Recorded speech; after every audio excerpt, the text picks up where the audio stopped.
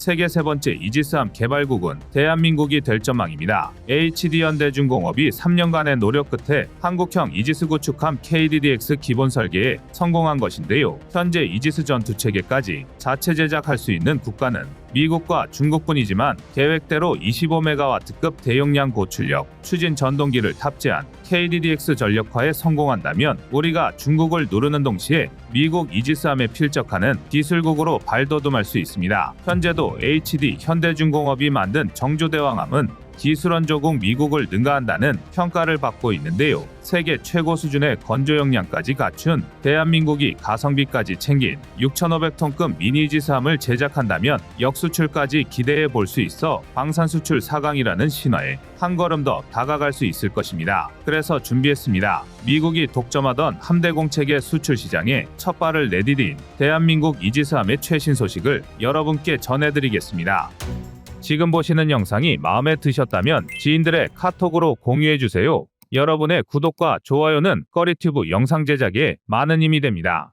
현재 이지스 구축함을 보유한 국가는 대한민국을 비롯해 미국, 일본, 스페인, 노르웨이, 그리고 중국 6개국뿐입니다. 이지스 시스템이란 엄밀히 말해 3차원 고정밀 위상 배열 레이더를 뜻하지만 현재는 록히드 마틴에서 개발한 현대 해전에서 대한 미사일 공격을 방어하기 위한 목표 추적 시스템 및 방공 미사일 공격 시스템과 이를 운영하는 통합 시스템, 즉 전투 체계를 통칭하게 되었고, 이 이지스 시스템을 탑재한 군함을 우리는 이지스함이라고 부릅니다. 대한민국에서는 2007년에 취역한 세종대왕함이 이지스 시스템을 갖춰 세계 5번째 이지스함 보유국이 되었는데요. 1986년부터 추진한 한국형 구축함 건조 사업을 시작으로 참으로 긴 여정 끝에 오늘날에 이르렀습니다. 오늘날 대한민국의 KDDX 사업이 주목받은 가장 큰 이유는 자체 기술로 이지스 체계를 개발하는 첫 번째 함정이기 때문입니다. HD현대중공업에 따르면 전투 체계, 레이더 등 핵심 무장이 모두 우리나라 기술이 적용된다고 하는데요. 2020년부터 2036년까지 개발비 1조 8천억 원, 건조비 6조 원을 들여 총 6척을 취역시킬 예정으로 기본 설계 완료 후에 올해부터 상세 설계 및 선도함 건조를 추진하는 대규모 프로젝트입니다. 그러나 사실 사업 초기만 하더라도 일본처럼 미국의 설계 도면을 사와 만들자는 방안이 대세를 이뤘는데요. 미국이 요구했던 고가의 설계 비용 부담을 비롯해 대한민국의 해상방위 체계 기술 습득을 위해서라도 자체 개발하자는 요구가 반영되었고, 군과 정부가 뜻을 모아 닻을 올리게 되었습니다. HD현대중공업은 2020년 12월 하나오션과의 치열한 경쟁 끝에 KDDX의 기본 설계를 수주했으며 36개월 만인 지난해 12월 6,500톤급 KDDX의 기본 설계를 끝냈습니다. 현존 최고 성능을 갖춘 이지스 구축함인 정조대왕함에 필적하는 미래형 함정 무기체계로서 대한민국의 차기 전략자산으로 운용될 첨단 과학기술의 집약체 KDDX는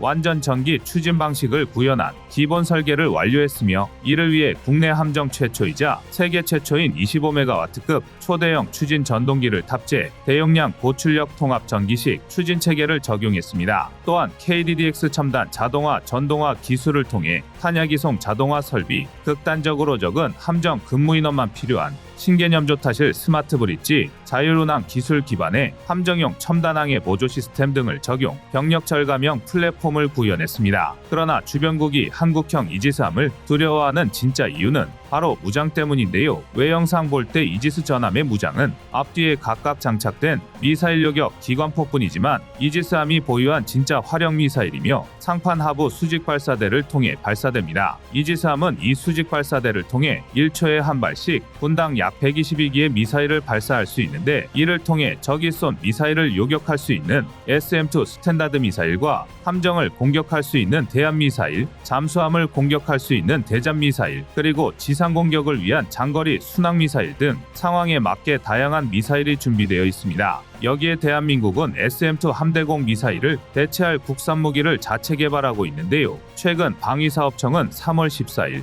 LIG 넥스원과 3,306억 원 규모의 함대공유도탄2 체계 개발 사업 계약을 맺었습니다. 6.25 전쟁 이후 미국의 군사원조에 의지했던 한국 해군은 1980년대부터 주요 장비를 국산화하며 독자적인 시스템을 구축해왔는데요. 함대공 미사일 분야는 예외였습니다. 실제로도 광개토대왕급과 충무공이 순신급 구축함, 세종대왕, 정조대왕급 이지스함은 모두 미국산 미사일을 사용했죠. 한국 해군은 현재 RTX로 사명을 바꾼 레이시온의 SM-2를 주로 사용해 왔는데요. SM-2는 사거리 150km로 함정의 다층 방공체계 중 가장 외곽에서 미사일과 항공기 위협을 저지하는데요. 발당 20억 원에 달하는 가격도 문제였지만 가장 큰 단점은 오작동이었습니다. 2004년에서 2022년 동안 발사된 SM-2는 총 36발이었는데 이 중 11발이 요격에 실패했으며 실패한 11발 가운데 6발이 미사일의 자체 결함이 원인인 것으로 밝혀졌습니다. 우리가 SM-2를 대체할 국산 중거리 함대공 미사일 개발이 필요했던 이유는 이뿐만이 아닙니다. 함대공 유도탄2 개발의 필요성을 뒷받침한 요소 중 하나가 바로 KDDX였는데요.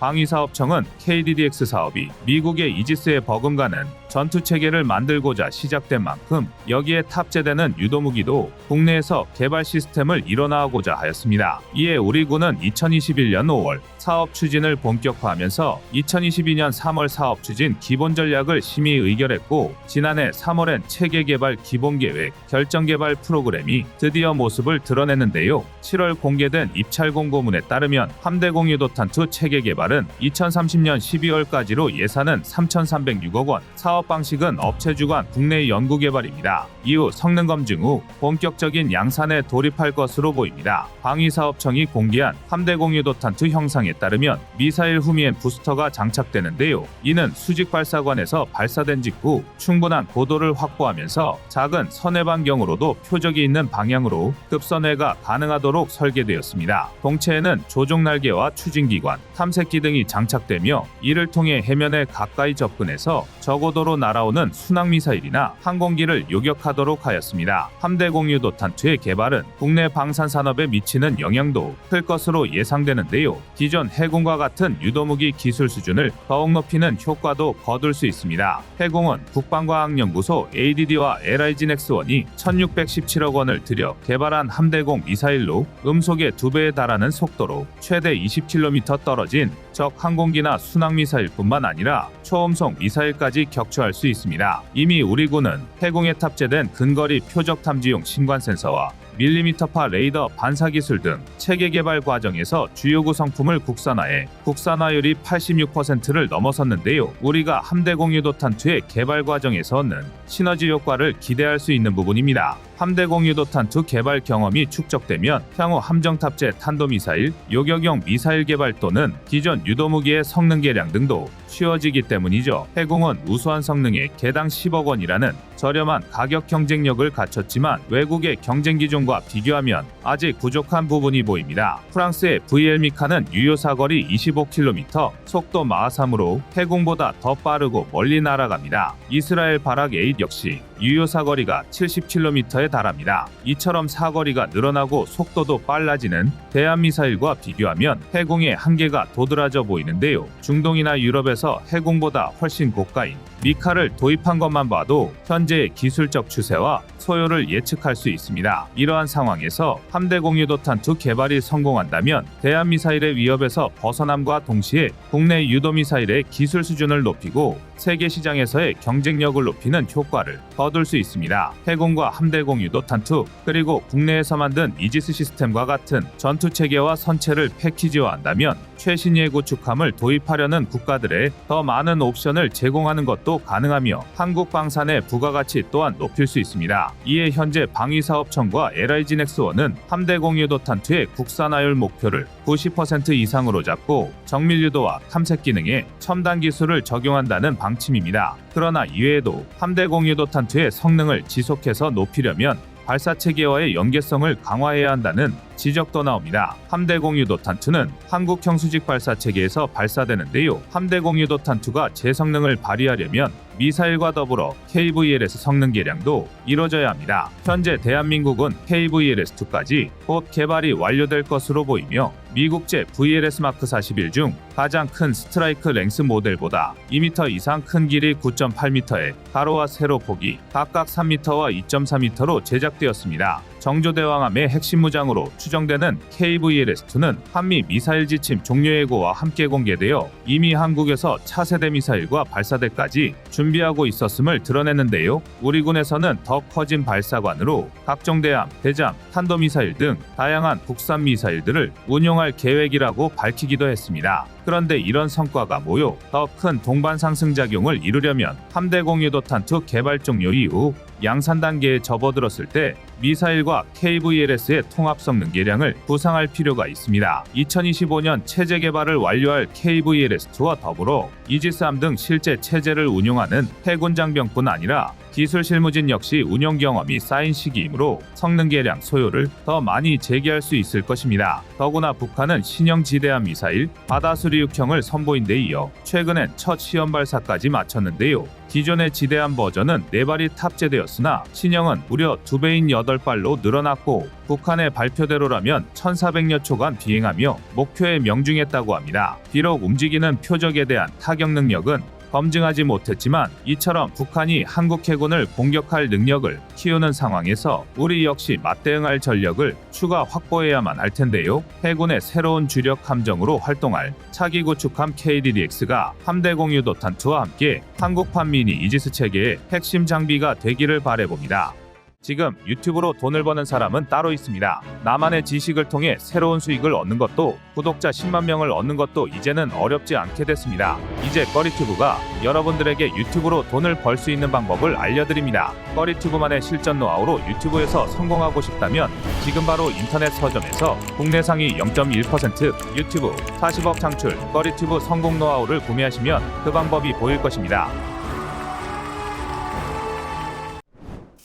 여러분의 구독과 좋아요가 꺼리튜브 운영에 많은 힘이 됩니다.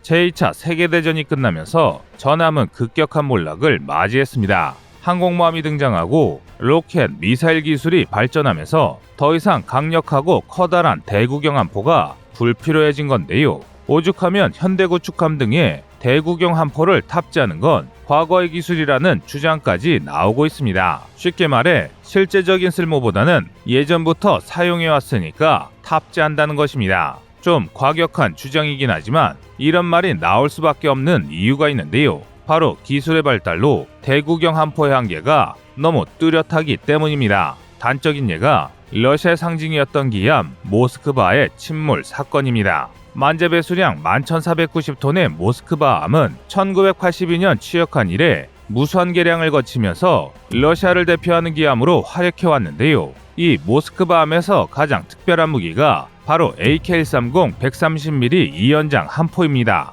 AK-130은 역사상 마지막으로 개발된 2연장 함포로 유명한데요. 특히 2연장에서 쏟아내는 분당 90발의 포탄은 상당히 위력적입니다. 게다가 이 포는 90톤에 달하는 육중한 무게로도 양각이 80도 이상이라 제한적인 대공포격까지 가능합니다. 단순히 화력적인 측면에서는 명실상부 세계 최강의 함포라고 불러도 손색이 없습니다. 하지만 AK-130에는 치명적인 단점이 있습니다. 다름 아닌 유효 사거리가 최대 30km밖에 안 된다는 것입니다. 수평선에서부터 적을 탐색하는 현대해전에서 이 정도 사거리는 거의 근접전이라고 해도 과언이 아닙니다. 이로 인해 특수한 경우를 제외하면 현대해전에서 대구경 함포를 사용하는 일은 거의 없다는 것입니다. 반면 대구경 함포의 자리를 대신한 미사일의 사거리는 함포와 비교할 수준이 아닌데요. 일례로 모스크바함을 겪지만 우크라이나군의 넵툰 대함 미사일의 사거리는 280km에 달합니다. 이는 모스크바함의 함포에 비해 무려 9배나 긴 건데요. 이 때문에 대함 미사일은 함선을 위협하는 가장 치명적인 공격 무기로 평가받습니다. 더군다나 대함 미사일에는 대부분 시스키밍 기술이 적용되어 있습니다. 시스키밍은 해수면 기준 50m에서 최대 2m 이하로 낮게 비행하는 기술인데요. 레이더 탐지판은 기본적으로 직진의 성격을 갖기 때문에 수평선 아래에 있는 물체를 탐지하는 게 불가능합니다. 그런데 시스키밍 미사일은 수면에 가까이 비행하면서 최대한 오랜 시간 수평선 아래에 머물게 됩니다. 다시 말해 레이더상으로는 아무것도 없던 수평선에서 갑자기 미사일이 튀어나오는 것처럼 보이는 것입니다. 실제로 시스키밍 대함 미사일의 탐지 시간은 미사일 속도에 따라 다르지만 통상적으로 짧으면 25초, 길어도 180초가 넘지 않습니다. 즉, 이 짧은 시간 안에 대한미사일을 격추시켜야 하는 건데요. 이 덕에 시스키밍 기술이 적용된 대한미사일은 높은 곳에서 날아오는 대한미사일보다 격추하기가 더 어렵습니다. 그러니 아무리 모스크바함이 러시아의 기함이라 하더라도 레이더가 제대로 작동하지 않았다면 이런 넵튠 미사일을 격추하기란 사실상 불가능한 게 당연한데요. 상황이 이렇다 보니 일각에서는 대한민국의 해상 전략에 대한 경고의 목소리가 나오고 있습니다. 과연 모스크바함과 대한민국의 함정이 다를 게 있냐는 것입니다. 심지어 이러다 중국이나 북한의 대한미사일 한 발에 우리 해상 전력이 봉쇄당하는 것 아니냐는 우려 섞인 주장까지 제기되었는데요. 먼저 결론부터 말씀드리자면 이미 우리 군의 해상 전력은 대한미사일에 대한 완벽한 대비책을 탑재하고 있습니다. 바로 대함유도탄 기만 체계입니다. 대표적인 경우만 살펴보자면 우선 세종대왕급 구축함에는 프랑스와의 기술 협력을 통해 국내에서 생산한 K-다케 마크2 체프 플레어 발사기가 탑재되어 있습니다.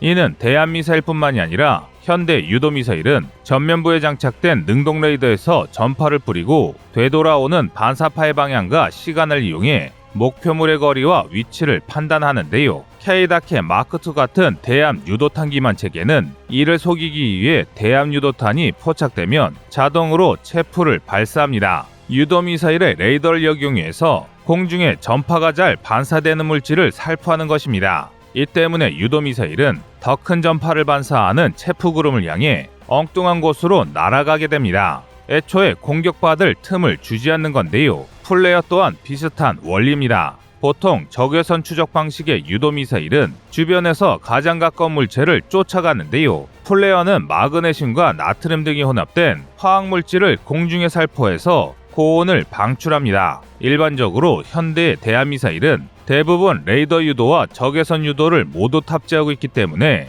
우수한 성능의 대함유도탄 기반 체계는 체프와 플레어를 동시에 발사하는데요. 그 대표격이 바로 K-다 마크2입니다. K-다 마크2는 위협정보 탐색 단계부터 발사 단계까지 전부 자동으로 운영됩니다. 이 덕에 만약 레이더에서 대한미사일을 놓치더라도 안전하게 대응할 수 있습니다. 또한 근거리용으로 7개의 슈트 케이스, 원거리용으로 9개의 로켓을 구분해서 발사하기 때문에 대한미사일의 거리에 관계없이 효과적인 대응이 가능합니다. 한편 대한민국의 최신의 이지스 구축함인 정조대양함에는 독일과의 기술 협력을 통해 국내 생산한 마스가 탑재됐습니다. 마스의 가장 큰 특징은 빠른 속도입니다. 마스는 2.5초 이내에 중량 295kg의 소형화된 발사체계로 적의 미사일에 대응이 가능합니다. 특히 높이, 방위, 거리, 발사탄수, 발사 간격을 매우 유연하게 운용이 가능하고 체프 플레어를 자함과 거의 유사한 형태로 살포할 수 있습니다.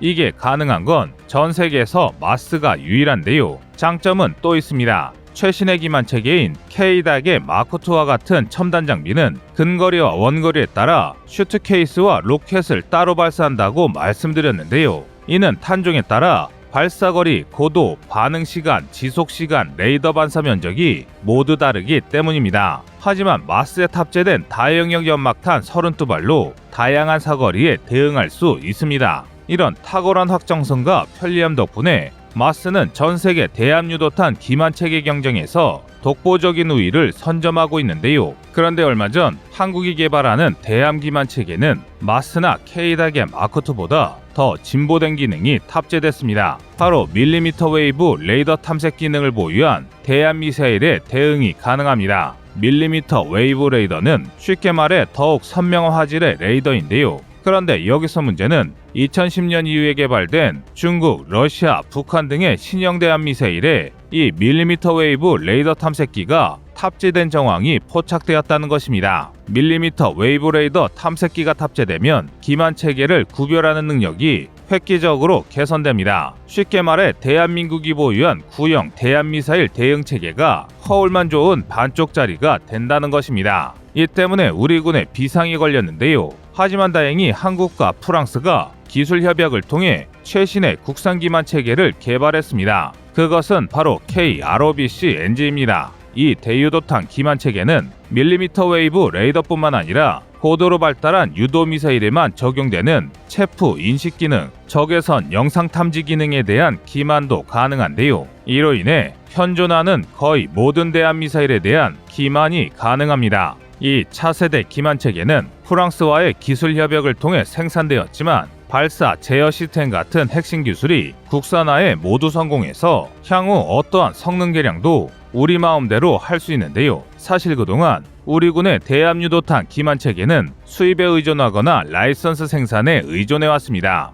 충분한 개발 의지는 있었지만 아직까지 대한민국이 한 번도 도전해보지 않은 체계이기 때문에 현실적으로 기술력이 부족했던 건데요. 하지만 프랑스와의 기술 협력을 통해 차세대 기만 체계인 KRBOC NG를 개발하면서 관련 기술을 충분히 습득할 수 있었습니다. 이 말 뜻은 더 이상 외상 기만 체계를 쓰면서 갑질을 당하지 않는다는 것입니다. 특히 여기서 괄목할 만한 건 국산화뿐만 아니라 적의 변화에 최대한 빨리 대응이 가능해 급변하는 상황에도 효과적인데요. 또 이 기술을 더욱 고도화해 다른 무기 체계에도 적용할 수 있어 우리 대한민국의 국방력이 더욱 향상될 수 있게 됐습니다. 빠른 시일 내에 대한민국의 모든 함선에 우리 독자 기술이 녹아든 대함 유도탄 기만 체계가 탑재되길 기대하겠습니다. 여러분의 생각은 어떠신가요? 이상 꺼리튜브였습니다.